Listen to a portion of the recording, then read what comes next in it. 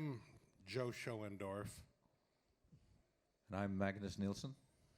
and we want to talk about what I think is the biggest challenge that I see in Europe, really from now going forward. To put a little background on it, I've been in this business my entire career. I joined a small company, almost a startup, in 1966, and it was called Hewlett-Packard. And it was the first year they crossed $200 million in sales, and they were going to get in the computer business. And it was in Palo Alto, and I joined about 6 months before they introduced the first computer, and have watched and been part of that ever since. I won't go through my bio. But I've been living in Palo Alto until last month, or really 2 months ago, that whole time. And every decade, you can sit back and say, a major new company got started that nobody ever heard of. Probably in the 60s, the enduring one was Intel. And then in the 70s, which was a tough decade, at the beginning of the decade, or middle, we had Tandem, and then we had the beginnings of Apple. 80 was the networking decade, and we had 3Com and all of those companies, but the enduring company was Cisco. And then we got into the soaring 90s, and the company which came out of that was Google. Amazon got started then, I think didn't go public until, I think it was just into 2000. And then you had Facebook in 2006. This decade is going to give us a lot of companies. At Accel, this year alone, we took Dropbox public, and Spotify, and CrowdStrike. So it's a fairly, every so often you get lucky. Here's what I want to talk about. Go to Google and say, name the top 10 technology companies in the world. You'll get a list by revenue. Then make another list. Name the top 10 internet companies by market cap. You'll get a list. Then you'll say, name the top 10 internet websites by visitors, and you'll get another list. What disturbs me greatly, and why I'm here today, is that on all three of those lists, there is not a single European company. And as we move for what I'll call the last vestiges of the industrial economy into whatever we end up calling this new economy, the intelligent economy, the digital economy, you pick it, it would seem to me that Europe needs to have strength in that economy by the kinds of companies that it builds.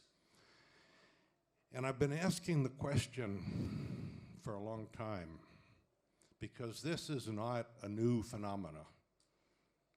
When I joined the industry, we were in the mainframe world, and the nickname for the mainframe world was Snow White and the Seven Dwarfs. Snow White was IBM.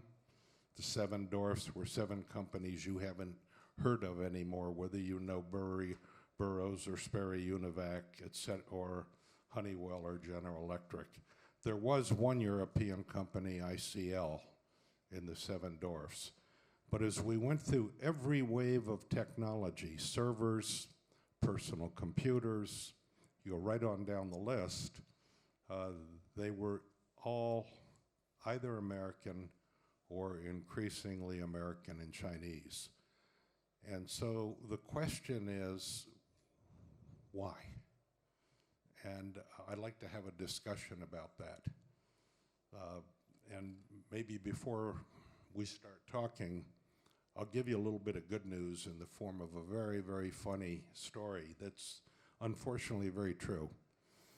I'm a venture capitalist, have been for 30-some years, and I'm married to a venture capitalist who was the managing general partner at Moore David Al, and she's been doing it for probably about 5 years less.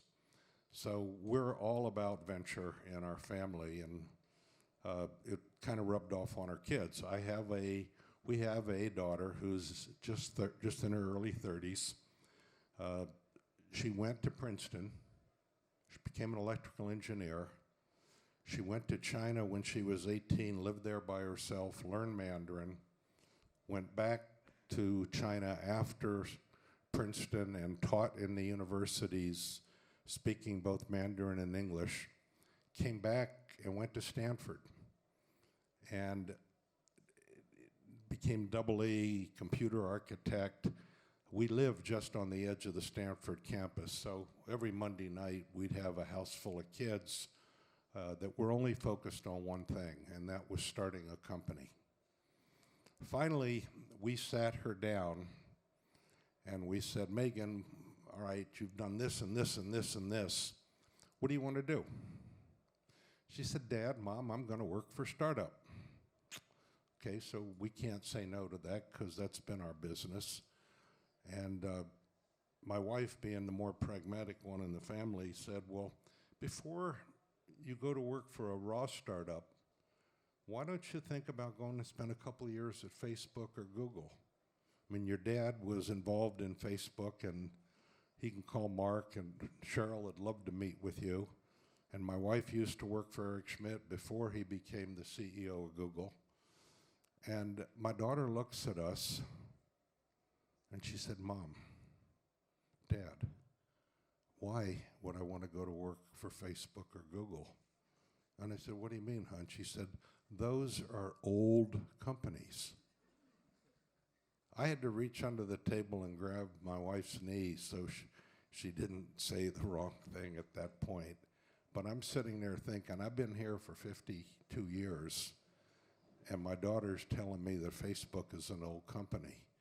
But that's good news, because her generation is working on the next generation of new companies.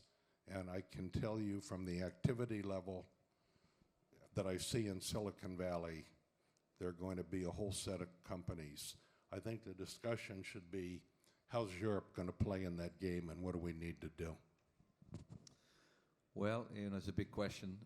I think just to give you some background, IZettle is in 12 markets, Brazil, Mexico, and 10 European markets. We were recently acquired by PayPal for $2.2 billion. After having built the company for 9 years, I'm one of 2 co-founders of the company.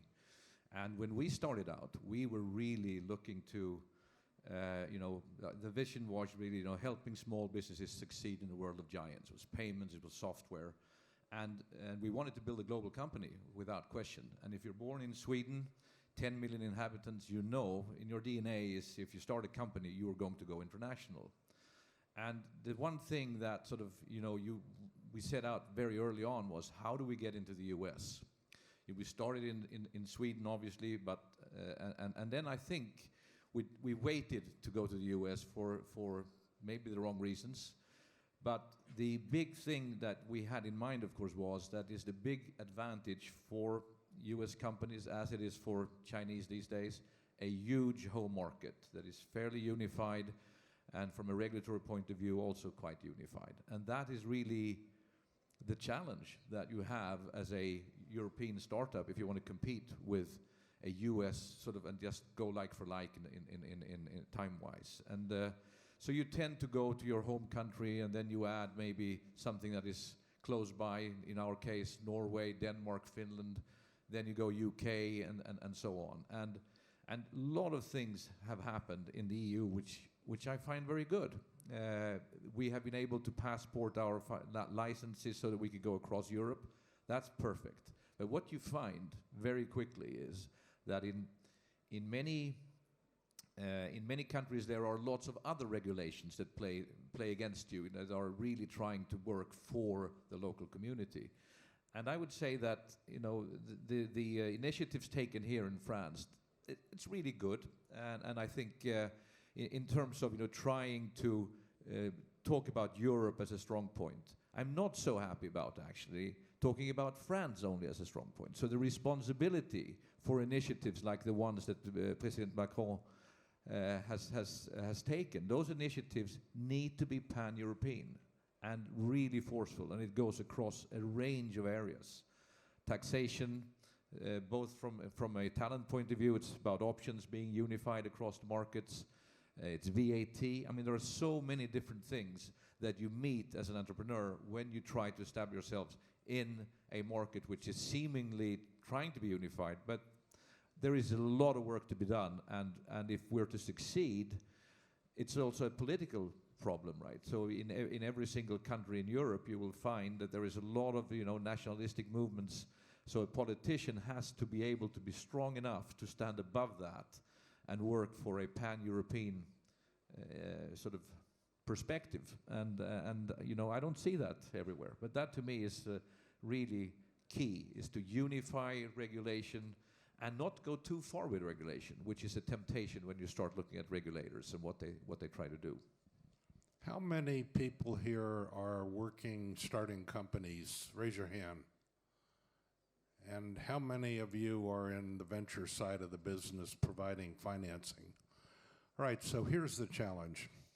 We have an absolute, I'll call it golden rule number one in Silicon Valley, and it's called grow fast or go home. And anything that gets in your way, you've got to knock down really quickly. You know, I've sat in board meetings and somebody will come in, a CEO will come in and say, we've signed up IBM. I'm going to be very candid now, you know, and expect to get a lot of kudos. And my first reaction is, be careful. IBM moves very slowly, and they can kill you with kindness. And you think you're working with a big company, and the next thing you know, one of your competitors who's not working with them is blowing past you. So speed to winning is kind of the first rule. So when you see something that's slowing you down, the CEOs find a way to knock it over quickly. But more importantly, and the issue that I worry about most in Europe is what you talked about, is regulation.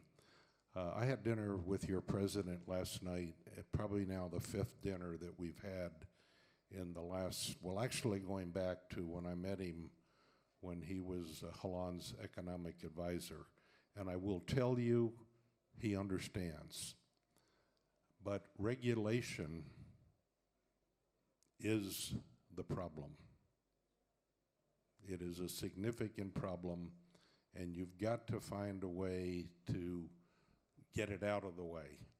I'm going to tell you a quick story about why regulation is not such a problem in the U.S. Many of you have heard of a mayor in the U.S. called Giuliani. He was the mayor in New York. He was going to run for president of the United States in 2008. Anybody who's going to run for president of the United States comes to Silicon Valley. They pay homage and they meet with us. Well, I was called and said there was going to be a lunch, and would I please come? And the people who were putting it together said, let's get there half an hour early and get ready for him. Craig Barrett was leading the lunch. Craig was then the CEO of Intel. And my good friend who's here, John Chambers from Cisco, was there, and a whole bunch of other people, maybe a dozen of us. And we agreed that that Barrett would carry the conversation. So Giuliani walks in, and we all thank him, and he said, listen, if I get to be president of the United States, what does Silicon Valley need? And Craig, big guy, he ran Intel, cowboy-like, said, Mr. Mayor, we need two things from the United States government. Giuliani takes out his book, said, all right, what's the first one? We need you to get rid of Sarbanes-Oxley. Had to explain to him what law it was, why it was just a bureaucratic nightmare of paperwork. He didn't know what it was. When we explained it to him, he said, I could do that the first day I'm president by an executive order. We said, we think so. So he writes it down. He said, all right, now what's the second one? Barrett looks at him and said, Mr. President, we want you to make us a promise today that you will never, ever come back here, and you will never, ever do anything or allow any law to be passed which affects Silicon Valley in any way. And Giuliani, like, okay, you guys are going to laugh. This is a joke, right? And then he takes out his notebook and he shows us, well, I was in this city, and here's the 20 things they want. And Craig said, Mr. Mayor, you don't get it. Regulation is the mortal enemy of innovation. So what I suggest you do is organize however you will. Start to create a public list of European regulations which are slowing you down competing in the marketplace that you tried to go for. Because there's no way to win if you don't become a force in the US, and in certain cases you can go ahead and do it in China. Harder, more difficult, but if you're going to be a global company, nobody, it's going to be a long time before we see another one like Facebook. But right now, today, and this is public data, they've reported every 24 hours, 1 out of 3 human beings on planet Earth use a Facebook property. 1 out of 3 people, and it's going up. So make regulation your mortal enemy and get help. I'm going to create an environment here in France with Macron and his people that they're going to start to manage these regulations and figure out which ones really we can do without, because they will strangle you economically. No, I mean I can just second that. I think if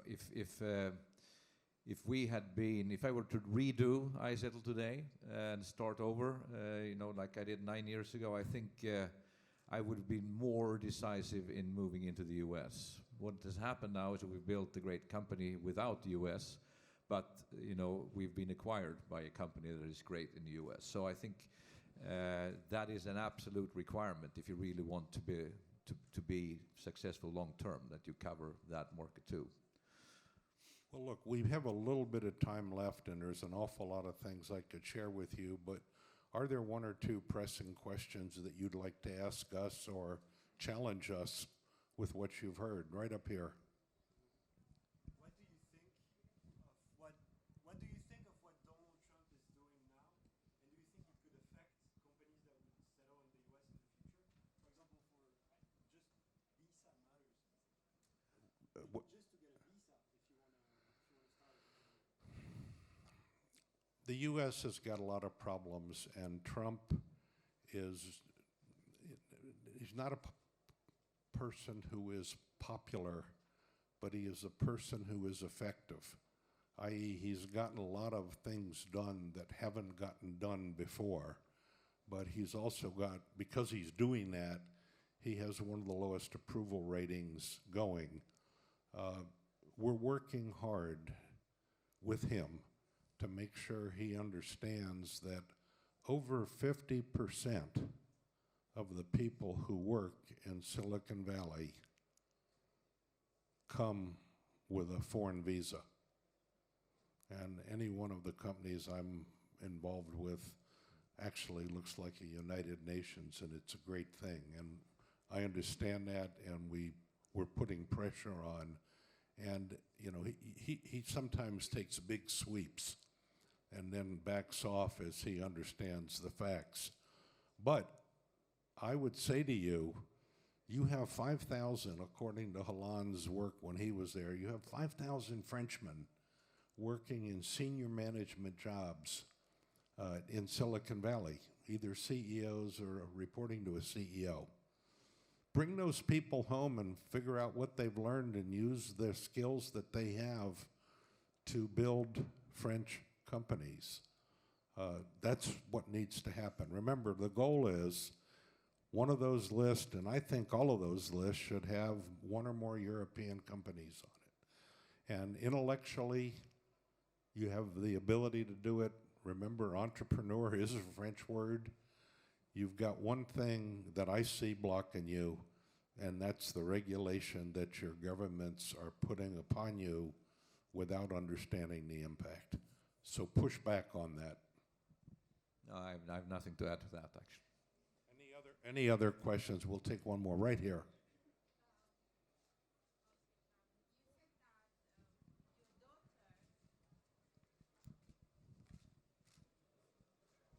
Hello, very interesting. Your daughter said that she doesn't work for Facebook because it's old-fashioned. What is the new generation of the new companies? Is it, replacing social media?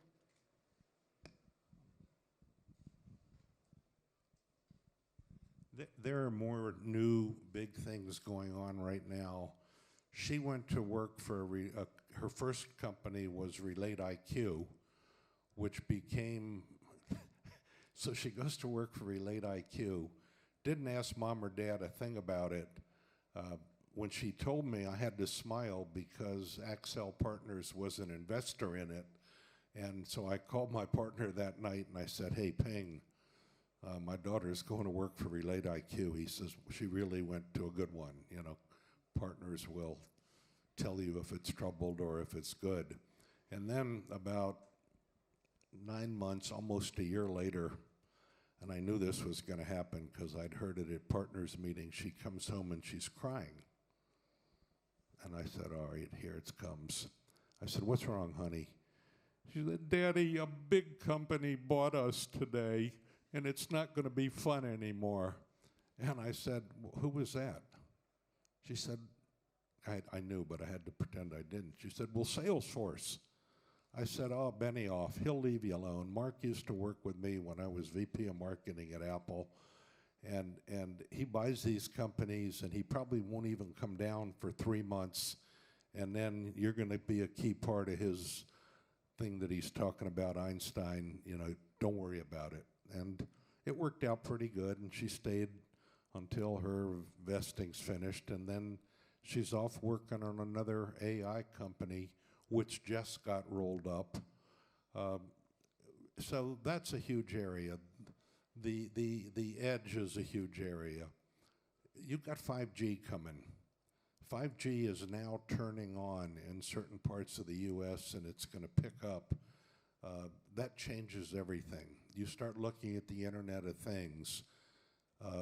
In the 52 years I have been here, I have never seen so many new things that could create multi-billion-dollar markets as I see right now, and not by a long shot. For the first 30 years or so, we had the next big thing. We're going from PCs to servers, and then networks come along, and then TCP, IP comes along, and then the browser comes along. And now we've got broad progress on many, many fronts, and it's up to you. It's up to you. But goal, have at least one, and hopefully more companies on any list that we could think of that said, name the top 10, and it has technology in it. I know this group, and I've worked with, we have a great fund in Europe, and so I know the people. Get the regulators out of your way. Joe, I think they are looking at us. I think we're taking more time than we should. So thank you very much.